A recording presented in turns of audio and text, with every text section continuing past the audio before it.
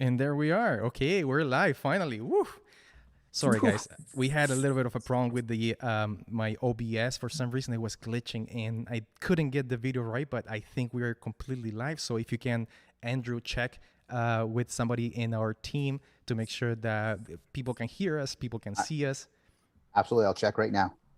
Hello, everybody. My name is Dan Duran from Bewire Technologies Tech Lounge, and I have here two very special people. We have our CEO, Andrew Summerton, CEO of Bewire Technologies, and Rhino Cybersecurity. Hello, Andrew. How are you? Hey, guys. I'm good, Dan. Thanks. And we have also our guest speaker extraordinaire, Keith Walther from MadAds Interactive. Hello, Keith. How are you? I'm good, Dan. How are you, man? I'm doing fantastic, thanks. Just having tea. We ran out of coffee at the office, so I have to resort to drinking tea, which it's okay, but I should be a little more pumped. I hope it does the effect that I want. We got confirmation. We got confirmation that everybody's hearing us clearly. So your technical difficulties have been fixed. So good job. Amazing. So we see a few people on the chat and on the live stream. So Elizabeth, thank you for coming on board. We see Miguel. Hello, Miguel. How are you? We see Gabriela, Boris. We see Gladstone, Tim, McKee. Thank you for joining us. We also see Jose. Hello, Jose from MadAds Interactive. Felix, and we see quite a bit of people joining us. So thank you and welcome to our every week live. Again, we have Keith Walthers from MadAds Interactive. We're going to be speaking about programmatic advertising, and let's get right into it. So Keith, we need to know about you, man. Who are you? What do you do? What's your company? Tell us a little bit about yourself. Yeah. Thanks, Dan. First of all, I like your romper room-esque opening there with you can see people through the magic mirror. There you go. That's right. Might be dating myself on that one, but so I am an Ottawa guy, Ottawa born and raised, and our company is MadAds Interactive. And the core traditional part of our business, we actually work with media companies throughout North America, like New York Post, Houston Chronicle, San Francisco Chronicle. A bunch in Canada. Mm-hmm. And what we've done, we've actually kind of evolved from working with media companies into a digital ad agency, for lack of a better word. We're a boutique, I guess you could call us at this point, and we like to help local businesses with their advertising and marketing needs. Amazing. And just to keep it very simple, what is programmatic advertising? I mean, the term programmatic sounds kind of like, okay, it's very complex, but is it complex really? It can be if you talk about the technical stuff, which I certainly won't do, because that's what people hate. What it is it's a way of advertising that allows you to actually advertise specifically to an audience that is relevant to your business. Okay. So you can actually target people. You're not. It's not a shotgun approach. It's more of a sniping approch, I guess you could say. Okay. Yeah. Okay. I see. Is it the same as remarketing? I see the term remarketing everywhere on the web. Is programmatic the same? Is it synonymous or is something different? So retargeting and remarketing is actually, it can be part of programmatic advertising. So what happens is with retargeting, remarketing, people go to your website, and then those people that have gone to your website, your ads, your messages will be served to them wherever they go. So it could be CNN or Sports Illustrated or People magazine. Your ad will magically appear to them on any website that they choose to go to. So that's kind of the cool mystique of the whole thing. Wow. Okay, I get it. And what are the main benefits? So what do you get? Yeah. So you mean as an advertiser? Yes, exactly. So what I'm trying to get at is basically, there's AdWords and pay-per-click and all of that type of stuff, and then we have the other type of more traditional ways of advertising, such as radio, TV, etc. So what are the main benefits of programmatic advertising over those other media? Yeah, that's a great question. So essentially, when you're advertising with any sort of conventional media like radio, TV, etc., it's quite cost prohibitive because you have to buy the entire audience. So imagine you're in Toronto and you're advertising on a station I used to work at, CFRB, which is a huge station, used to be a huge station. I'm not sure where it's at now, but so you'd have to buy the entire CFRB audience. And I remember when I worked there, it was like $600 for one 30-second commercial, right? Wow. So imagine the cost prohibitiveness for a local business. With programmatic, what it allows you to do is you're only buying your own relevant audience. So if you're working with a huge radio station and they have 1 million listeners, you're paying for all 1 million, even though there may only be 10,000 of them that have any care or need for what you have to offer whatsoever. So programmatic really allows you to focus and narrow in on people that would find it relevant, and you're only paying for those people. So from a cost perspective, it's much more efficient. And that's the impression that I had. I mean, programmatic advertising sounds complicated, sounds expensive, sounds that is just for large organizations that have the budget and can afford it. But from what you're telling me, anybody, any company, small or medium, can actually leverage on the benefits of programmatic advertising. Is that correct? Yeah, absolutely. It really has, I think more than any other form of advertising that's available, programmatic has really leveled the playing field for the more localized businesses. And in fact, just as a quick aside, I know I don't want to take up too much time on this, man, but it's also the fastest growing segment of advertising, even for national and international companies as well. Is that right? Really, yeah, it's very effective. It's not just cost effective, it's actually very, very effective in terms of driving results. Nice. Especially when we are, with this COVID thing, right? So in our company, we haven't printed a document. I'm talking about brochures, and you can see that I'm here by myself in the office. Everybody's working from their houses. In a long time, we haven't printed anything, right? So everything is digitally done now, and especially with COVID, people are working from home. This is my take is that these numbers are just going to increase in the future, right? Yeah, we've seen a lot of we do presentations, as I was mentioning, throughout North America to local business communities, and part of the research is that everyone's kind of migrating to online. So the whole buying journey is done online for most products and services. So it's really important to have a digital presence for any business of any size. Absolutely. So Andrew, just a quick question for you. You worked in the past before you joined Beware Technologies, Rhino Cybersecurity. You worked in radio, right? So for a number of years. And did you see the difference between programmatic, for example, and the radio advertising that you used to sell? Yeah, I was in multiple mass media companies, so with a newspaper, radio, and dramatically things have changed because and when I first got into it, I was in the sales aspect, and so as to Keith, he alluded to cost effectiveness. If I had walked in selling a newspaper ad or a radio campaign, radio is about frequency. And obviously newspaper, you're reaching their audience and you have to pay for that whole audience. So if I'm a corner mom pop shop, or say someone in Ottawa, as where Keith is, and I am everybody, if you're on the west end of the east end and you want to talk to, your core audience, it would cost you an arm and a leg to do it in your local, major newspaper or your radio station, because you have to talk to, like I said, you have to talk to everybody. So that budget, and you needed to deliver results. It's critical, right? Because your expenditure is so high. So to answer the question real quick, it's definitely changed dramatically. And I think programmatic, what Keith's saying, would be fantastic. Absolutely. We have a few questions and also a few comments. So Amrita, I think I'm saying that right, Amrita. PR and communication teams are moving away from traditional advertising because digital and programmatic ads offer more value for money. How true is that a statement, Keith? Yeah, I'd say that there's a couple of things to that. It certainly does offer a lot of value for money because, again, you're only reaching the people that you want to reach. So there's no real, wastage. Is that I think that's a word, isn't it? Wastage. So. We'll give it to you. Wastage. Yeah. Okay, Perfect. cool. Let me check the dictionary. Gripes, I don't know.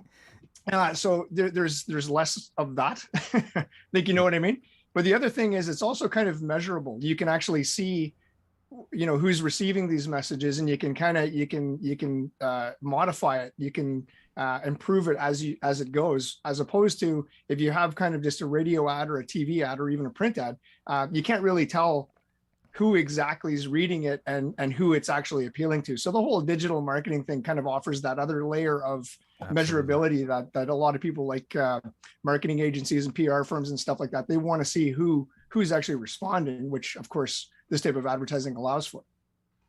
Exactly. So we have another question, and I think this is a really good question. Is it the same as SEM, so search engine marketing, or SEO? I mean, it definitely is not the same, but can you tell me the difference, not the difference, or the benefits of programmatic advertising over SEO? Yeah, absolutely. You know what? And that's an interesting thing, because a lot of people have migrated to just SEM or SEO campaigns, which is, of course, making sure that when somebody searches specifically for your category, your business comes up as a listing, right? Which is very important. However, there's a study by Nielsen that shows, and here we go again with the boring facts, but I'll make it quick. 87% of people will only interact with the brand on a search that they recognize. So if you don't have that recognizability, even if you're spending that money, people aren't going to click on your ad. So what programmatic allows you to do is it allows you to put your brand, your business, your Y factor in front of your audience, so that by the time they search for you and you come up, they say, oh yes, I see that business everywhere I go. So I'm going to click on it and find out more about it. So SEM and SEO, important listings. Programmatic is more brand building, awareness, buying journey type stuff. Okay, I got it. Dan, just to that point, I mean, because, we actually, with Rhino Cybersecurity, we are very, very knowledgeable about, security risks and to your point, Keith, awareness campaigns with programmatic and direct to consumer. So a lot of the times in SEO and search engine optimization, the paid ads at the top, there's organic search of the paid ones. So criminals are actually buying paid ads that go on the top of the actual listing. So if you search, for example, shoes in Ottawa, and they'll actually pay for an ad on top, and it'll be a dummy ad that when you click on it, you potentially are subject to a cybersecurity concern or a breach.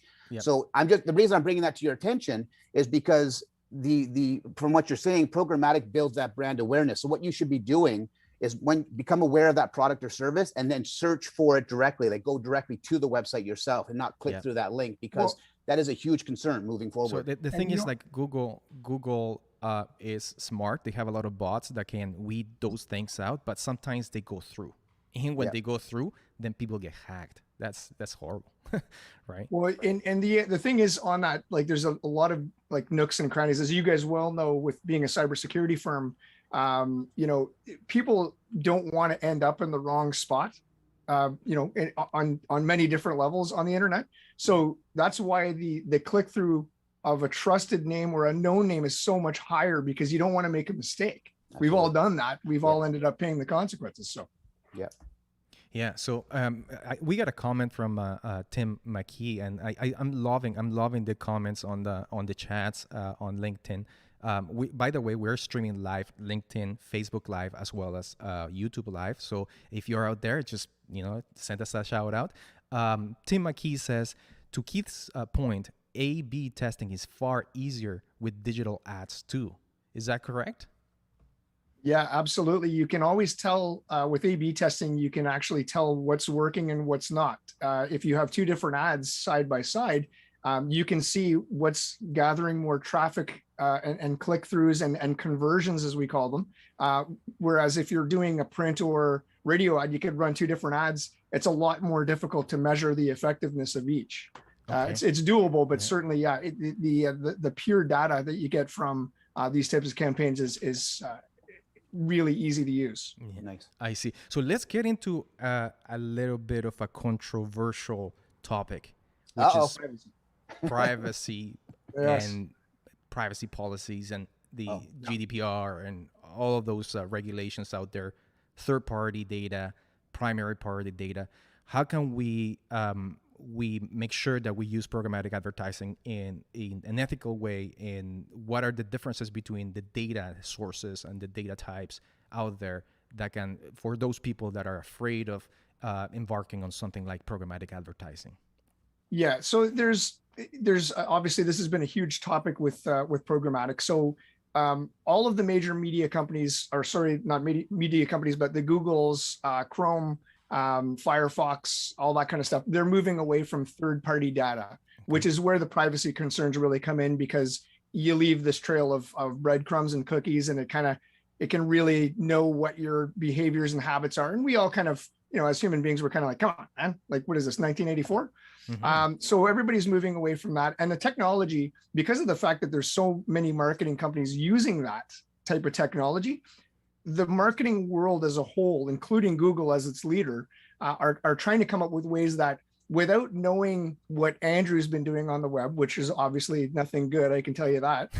We can.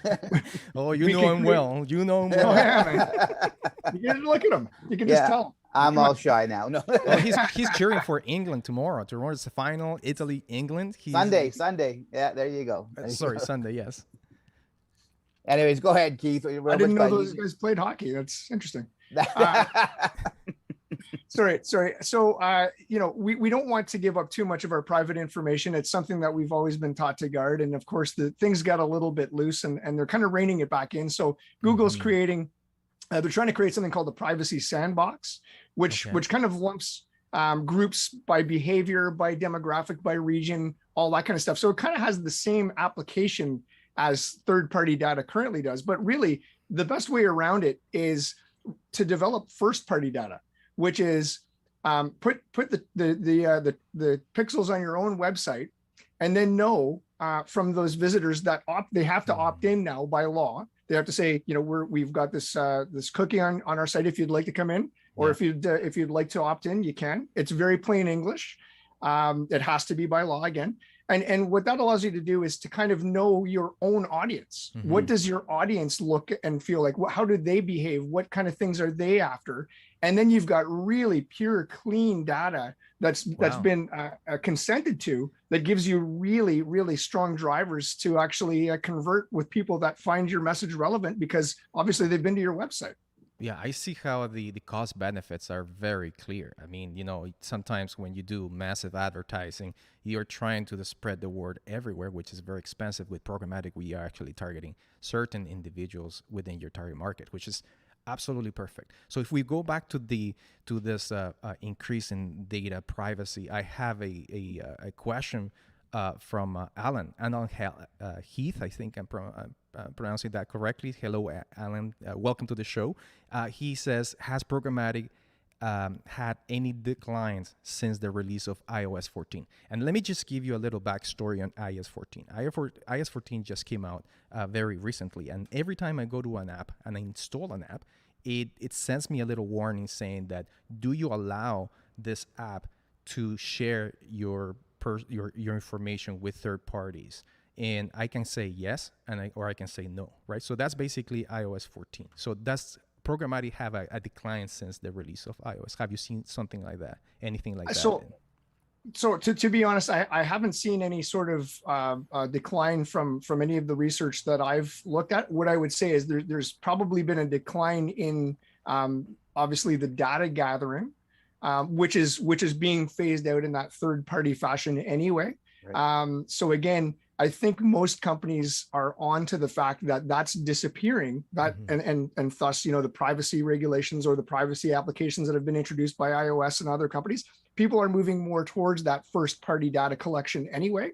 Yep. But one thing I will say, in 2013, when they introduced ad block, they said that was going to be the demise of programmatic advertising, and it was quite the opposite. So really?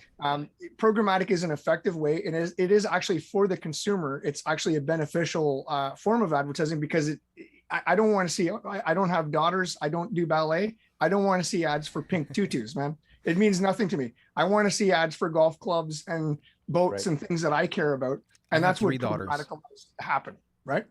Sorry? Yeah, I have 3 daughters, and they one of them is taking ballet. So, I you want to see that pink. You want to see it? Not for myself, for my daughters. Keith, exactly. Question for you, if you don't mind me jumping in, Dan, real quick. Absolutely. How granular can programmatic get? In terms of tracking, or in terms of targeting an audience? Like, can I get? Yeah, I think he's referring to behavioral analytics, demographics, location, fencing, things like that. Yeah, exactly. Right? Yeah, like geofencing and things like that. I can tell you that with the programmatic that we deliver, there are tens of thousands of different selections that you can make. So you can actually target somebody at a specific postal code. And when I say somebody, this is again with the privacy thing. You can't actually target an individual. That doesn't exist. But you can target people in a postal code area. Okay. You can target people that they have a certain income level, a certain education level. By searches, etc. People that show a propensity to be in the market for something based on the search terms, contextually. If somebody's looking for hearing aids, for example, and they're reading an article about how do hearing aids work and what's the best, you can have a hearing aid ad appear next to that article. Wow, okay. Dynamically. So you can get extremely granular with it, and there's all kinds of applications to that, obviously. Yeah, and Tim McKee, just to add to that, he says digital music services are also available programmatically. I didn't know that. Yes. Well, I've never heard of that. What is that? That Tim McKee, man. He sounds he's like right on the ball, Tim. Yeah, he knows his stuff for sure. I'd love to talk to him after the show, Tim. So if you are there, just hit me up and then we can have a chat about programmatic and other stuff. Absolutely. I think you should be your next guest, Dan. Actually, definitely, we'll have you on board. Absolutely. Yeah, so like Spotify and YouTube Music, all that kind of stuff, they actually serve ads programmatically. So when you're listening to the radio nowadays, and again, I'm from the radio world, I'm from the traditional radio world, so not to be disparaging in any way, shape, or form, as Andrew would say, but the fact of the matter is I can now listen to the radio and get ads that are relevant to me, as opposed to with terrestrial radio, where you just get whatever ads are on there, which some may apply, some may not. That's just the way conventional media goes. Yeah, if we take it farther, we can also see, for example, that YouTube is targeting people with their video ads when you go into YouTube, right? And it's the same thing. It's just programmatic. So I'm seeing actually very localized advertising on YouTube, like the restaurant down the street, for example, and it's just serving me on here, and it's just crazy. Is that through programmatic as well? Yeah, absolutely. And the cool part about that type of thing, when you're watching your favorite video on YouTube and you see the local restaurant down the street, it kind of gives it a bit more credibility. It gives it that certain mystique that the national companies pay for. If you go to CNN and you see, the corner store that's down your block, and there's an ad for the corner store on CNN, you're going, wow, that's pretty cool. So it allows you to affiliate your brand with some of the top media brands, which is another kind of benefit that comes, the cross promotional type thing that happens with programmatic. Okay, I see. We have, so Tim says, let's chat, Dan. So yeah, we'll chat afterwards. Perfect. Absolutely. He's active, that guy. He's very active. And I see also Miguel Delgado. So Miguel, thank you for joining us. He's joining us from YouTube, actually. And he asked, how do they analyze big data to program ads to customers specifically? So I think he's talking about the mechanics. How does it really programmatic work? Well, so there's a couple of different ways that, if I understand the question correctly, the way it currently works is that there are data aggregators such as Nielsen. Everybody's heard of Nielsen from the Nielsen ratings, etc. Yes. That's one of the, I think Oracle, BlueKai. There's different companies out there that basically take all the data that we leave on the internet. That's kind of more towards the third party stuff, and it basically it develops these groups of people that show certain behaviors, certain affinities for certain things, different age groups, different demographics, etc. And then you're able to, through a demand side platform. I feel like I'm using all these words that I said I wasn't going to use now. It allows you to kind of target those people with that data that's available out there that these big companies aggregate. Yes. I've lost you, Dan. I've lost you. I know. I see. Sorry. I'm sorry. No, keep talking because everybody's listening to you. I'm just looking at Denise Goodyear's comment. So hello, Denise. She's coming from LinkedIn, and she posted a question It's a kind of like long-winded questions, but maybe I can summarize it a little bit. So we were Hi, talking Denise. about. Hello, Denise. uh, we were talking about iOS 14, as I indicated. Do you feel the time needed for marketers and businesses owners to build up their own first data pools that will create a gap in any kind? She says that she hasn't felt it yet. They say that as a digital marketer with traditional marketing experience, as well, as I do feel the data that can access will far out. So I think what she's trying to say is data pool, and I think we talked about the data pools first. How do you do that? How do you go about creating a first data pool? It's just through their website. Is that's how you do it? That's the anything that you have, like it could be a landing page, or it could be any sort of thing that you promote that you have a pixel on, that you have a tracking pixel, if you will. The thing is this is I'm not sure if I understand the question completely, but if I'm kind of reading between the lines, with marketers, especially at a local level, when you're collecting first party data, there's a bit of a patience aspect that's involved in it, that sometimes we all deal with local businesses, limited time and money. You need to really kind of let it build up over a course of time. So maybe a couple, 3 months before you actually have enough data to say, you know what, we found a sweet spot that these people actually respond and they find our ads relevant and they're taking the actions that we want them to take. So as marketing folk, we need to kind of educate our customers and our clients. You have to be a little bit patient with the first party data, because it doesn't just appear out of nowhere. Okay. It comes from visits and comes from the retargeting, etc. So I'm not sure if that. A couple of tricks. So I have two questions actually. A couple of she says exactly, Keith, it takes time to collect it. That's the main key, right? So a couple of things that might help is basically posting links and doing social media comments and advertising as well, because you get people to click on the link and go to your website and get pixeled, right? So that's one of the things you can build. But how much data do you actually need? Like for example, in our company, we get about 3,000 visitors per month, right? And some of our clients, they get into hundreds of thousands of visitors per month, believe it or not. How much data do you need to be able to make some sort of sense and to be able to target these people programmatically? I would say it would be kind of the same question as if you were doing a study for a new medication that was on the market to a degree. Okay. If you have one person, you're probably not going to be able to get a lot of information from that. If you've got 10 and 6 of them have the same response, you've got a little bit better of a shot knowing, okay, we're kind of heading in the right direction. If you've got 100, if you've got 1,000, the more you have, the better.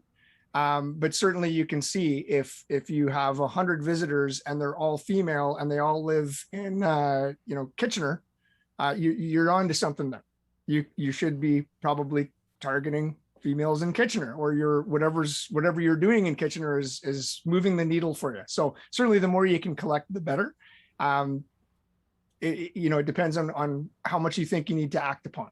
Okay, I see. So you have, as you said, you were working for this major companies. Those are some of your clients. You also have smaller clients in the Ottawa region. So can you just give us a little bit of what success stories you have had in the past? Yeah, well, we there's one that comes to mind really specifically because they were the best kept secret in Ottawa. Everybody loves beer. We know that for sure. That's a scientific fact. And there was this company in Quebec. I'm not sure, you guys are in like Southern Ontario, so you probably don't cross to Quebec a lot to get your Kitchener-Waterloo, yes. Yeah, Kitchener-Waterloo. Yeah, sorry. So in Ottawa, we have this thing. It's the Quebec border, right? So we all grew up going, hey, you know what? They sell beer for like cheaper over there, and at the corner store, right? Before all the Ontario deregulation. So this place, Dépanneur Rapido, if I may, they sell beer for like $1 a bottle or something like that. Where here we're paying $45, for 2 of them. So this place, like, it always had this brilliant low cost beer And we helped them to basically get on the map outside of the little corner of Quebec they were in. And in fact, the owner has written us testimonials and said, you know, guys, you have, you know, the website traffic has been absolutely phenomenal. It's been incredible. Yeah. They use us for every single promotion that they do, long weekends, etc.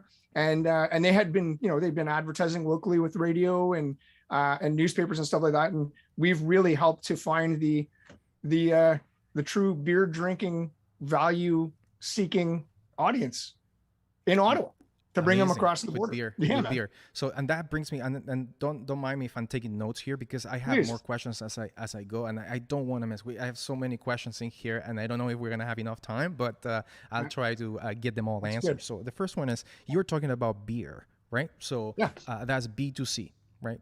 How about B2B? Is there a market in programmatic advertising? I know that I have one of my clients, John, who was unfortunately he's not in this chat, and he wanted to know more about programmatic, but he's in B2B, so business to business. Is it the same? Can you do programmatic for business to business? So that is a fantastic question. So as somebody who's been in advertising for 20 years, B2B is a very difficult category to sell, and I think one Denise Goodyear, who's on here, could attest to that as well. It's really tough, because when you're selling a radio station, again, you've got an audience of whatever, let's call it 100,000. Yes. But you're looking for people that buy granite countertops because they're a contractor. Well, how many of the 100,000 audience, because you have to pay for the whole thing, remember? Right. Mm-hmm. How many of those are going to be contractors that buy granite countertops? Well, with programmatic advertising, you're not limited to a geography. You don't have to sell only in St. John's, Newfoundland, those contractors. You can go across North America, you could go across the world and target specifically contractors who are in the market for granite countertops. And you could put that application to me across any possible B2B category.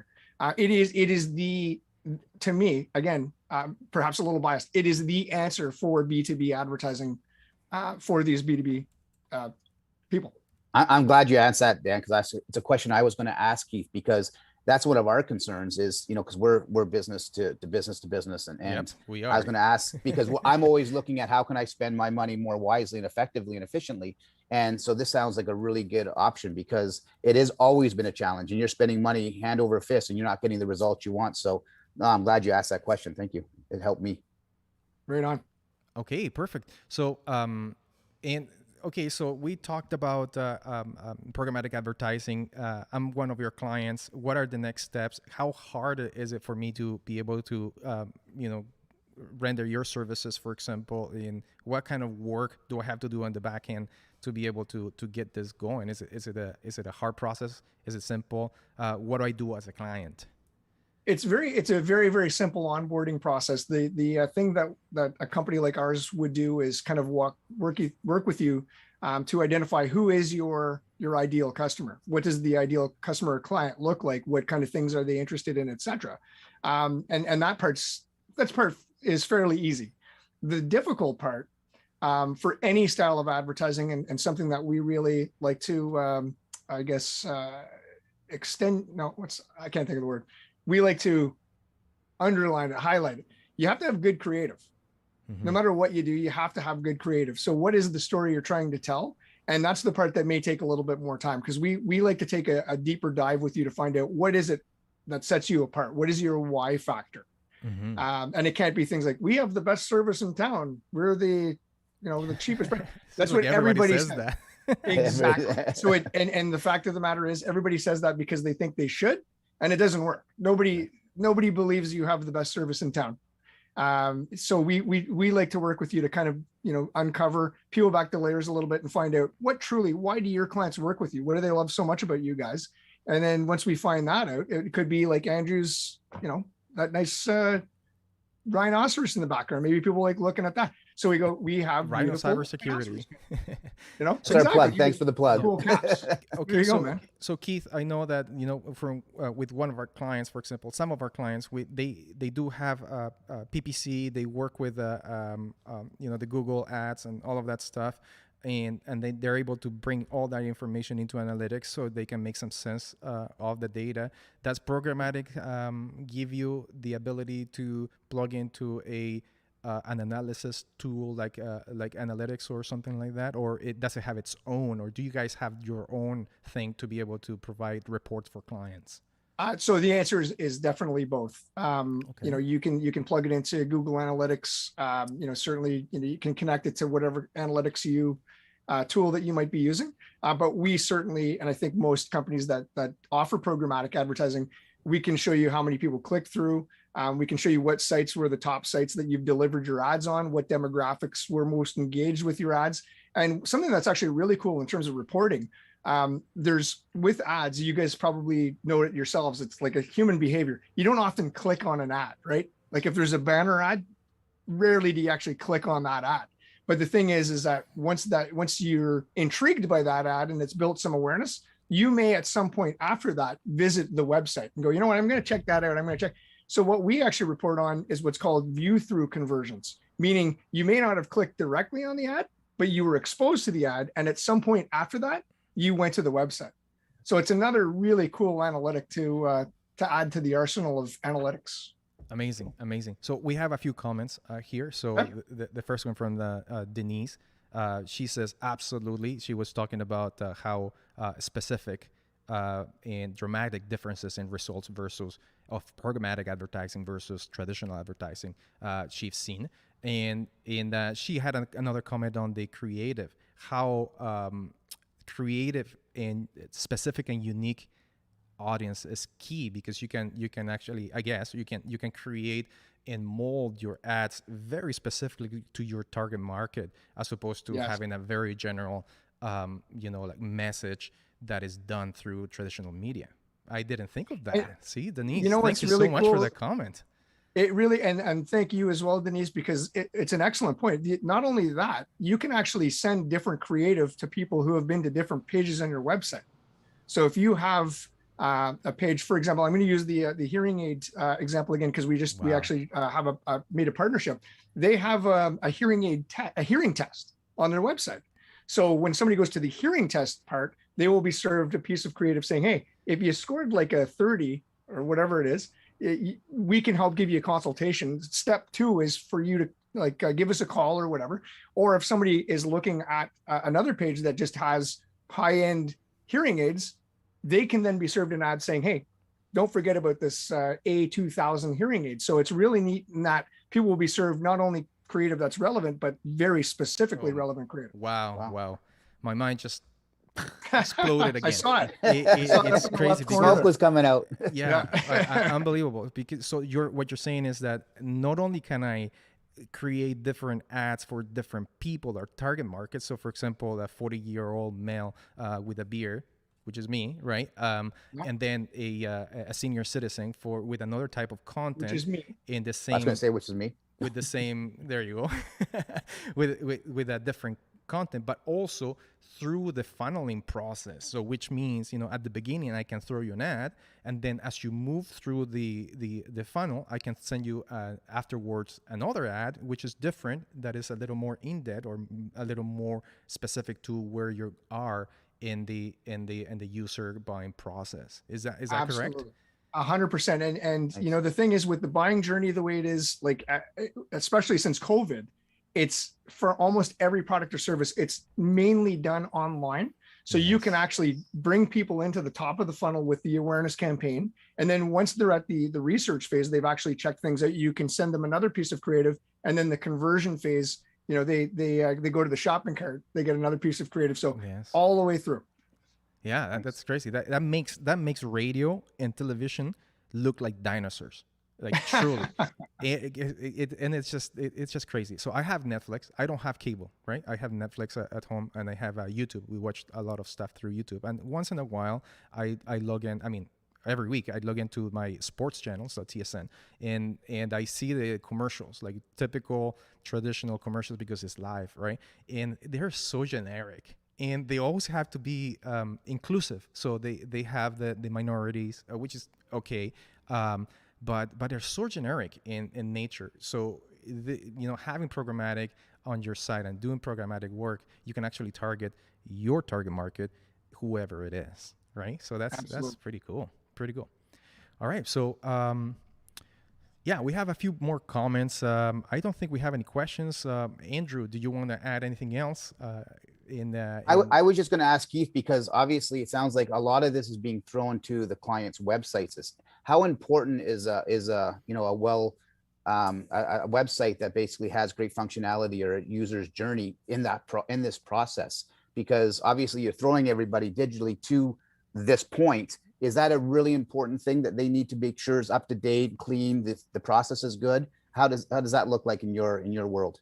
Yeah, well, and that's the thing. The journey online, of course, we want it to culminate with a visit to the website and then have some sort of action taken on that website. Right. Anything that, like, it could be a form fill, it could be a phone call, it could be a shopping cart purchase. Call to action, exactly. So if you end up going to the website and it's broken down, it's kind of the equivalent of this, Super Bowl ad to go to this brand new store on the corner, and you go there and the shelves are empty and the roof is falling in and stuff like that. So you absolutely want your store to look all right. Perfect. Better, the better, the better. I mean, they go hand in hand, right? So we don't do programmatic advertising. That's Keith's realm, but we do web development, and that's what BYR is, right? We have big clients, we have small clients, medium-sized clients, and I guarantee you, like, if you have programmatic or even AdWords or anything like that, if your website is not looking up to par, the efficiency that you're getting out of the money or the expenditure that you're doing is going to definitely decrease, right? So you better have a fast website and the call to actions in place, so you can optimize your programmatic advertising. Yeah, you know what? There's actually when I've worked in newspaper and excuse me, and radio and all that kind of stuff, and people say, it doesn't work. There's always people out there that say, oh, advertising doesn't work for my business and blah, blah, blah, or here in Saskatchewan, it doesn't work. Well, the fact of the matter is if you put out an ad that says we're giving away free bicycles to the first 100 people that come to our store, I guarantee you it'll work. I guarantee it. So there's a couple of things to that. Is number one, you have to have the free bicycles and you have to have a good ad. When you have a good ad and people go to your website and it's a piece of crap, it's not going to work. So you have to have the whole ball of wax. You have to have the right targeting, the right advertising, the right creative, but you have to have a good something for people to interact with. Yeah, right. Make it work, right? I just thought it was an important question, because if you came across that in your travels and experience with your team, it just resonates obviously to us, and I just thought it's important that I asked that question, because we always have those concerns, and every single time we do build a new website or we change or update it, secure it, make it faster. It's how do I get it out there? Because you can have $1 million website and it doesn't mean anything if people don't know about it. Or you can spend $1 million getting people to your $10 website and it doesn't work. So it goes hand in hand, right? Exactly. So, and I see some debate going on in the chat also, right? So I'm going to put some of the comments in here. Maybe you can give us your expertise and your knowledge, Keith. So so Amrita says view through conversion is an interesting analytic that's not always considered, right? So view through. And Tim is saying, well, it's not. We can also track return visits. So click is great, but second visit is better. So can you go through the process for people, because some of our audience, they don't know anything about programmatic advertising. Okay. What is view through? What is second visit? And what do you think about this? So if with view through, it's somebody that's been exposed to your ad, programmatically, but does not click on your ad, which is most of the time. But they, at some point subsequent to having been exposed to your ad, they do visit your website, which is a very important consideration, because people have this, for whatever reason, we don't click on ads because of our DNA. I'm not sure why, but it's just one of these things. Keith, to that point, I'm going to jump in there as you're answering. It's the security factor too, because we're now programmed. Everything is a concern, right? So as a security company, we recommend you don't click on things, that you go directly to it. So this view through tracking for you is golden, because people are getting educated not to click, even though I know it was as you say, in our DNA not to in the past. we're being Right. educated not to now for security concerns. Right. So it's an important metric because you want to know that, you know, you're obviously moving the needle to a degree with your advertising. So the fact that you can say that, okay, these people saw my ad and at some point they came into our website, there's a correlation there. With the second visits, you know, when you think of all the money that you spend getting people to a website now, right? People, you guys develop websites. That's an investment in the company, right? So there's that investment. Then of course you need to get people there, which is what we're talking about here today. Yes. But then when somebody gets to your website, 96% of people leave after their first visit without taking any action at all. Mm-hmm. So they get there and they're like, yeah, this is great. Very nice. And then they go. So you've spent all that time and energy and investment to get them there, and then they leave. That's why the retargeting, the remarketing, saying, hey, we saw that you were here. There's something that we have of interest, and you could make it page specific. We'd love to have you come back. Here's a piece of creative that's going to draw you back in. And when they come the second time, there's much more of an opportunity that they're actually going to take a conversion action than the first time, which is a 4% chance they're going to take some sort of conversion action. So the getting them back for the second and subsequent visits is indeed important marketing. Keith is freezing a little bit there, yeah, everybody. Keith is losing bandwidth, I think. We just Keith heard... Am I back? No, you're back. Keith, You're back. question for you in regards to retargeting and first-party data pool. Then, is retargeting go hand in hand with your first-party data pool? Basically, is that kind of that do they go hand in hand? Yeah, they absolutely do. Yeah, so that's the thing. That's what retargeting is based off of. So people that actually have visited, the information that you've collected from that visit allows you to then send an ad, or deliver an ad, or serve an ad to the person that was at your website, to their device, however they accessed you in the first place. So even more relevant of an ad, or even more relevant because that customer has been there 1, 2, or 3, or 4 times, etc. That's what I would say. You know what? My contention would be, if they've been to your website, they clearly have demonstrated intent that they are, for whatever reason, interested in what you have to offer. So let's get them back there so that they take some sort of action. It makes so much sense. And Denise Goodyear also confirms, she says the remarketing is where the real conversion numbers happen. Right. So that's pretty cool, man. Thank you so much, Keith. So much information, guys. We are already past the time. It's 12:45. And I thank you, everybody, for commenting. It was a really good chat. Keith Walthers from MadAds Interactive. If you have any questions, feel free to reach out to him. Feel free to reach out to me. I can convey the questions. And thank you so much for participating. Next week, we're going to have Randy Northgreen from HR Covered. We're going to talk about HR in the post-COVID /post-COVID world. So don't miss out next week, Friday, 12 o'clock. And thank you, Keith, for participating, and Andrew for being here, my partner in crime, Andrew. We're live on Facebook, live on LinkedIn, live on YouTube. And thank you so much. People are saying, thank you, gentlemen, for a great discussion. Denise, thank you for visiting us. Tim, I'm going to talk to you afterward. So stay tuned. And thank you, everybody. Thank you, everybody. Thank you very much, guys. Keith. Thank you.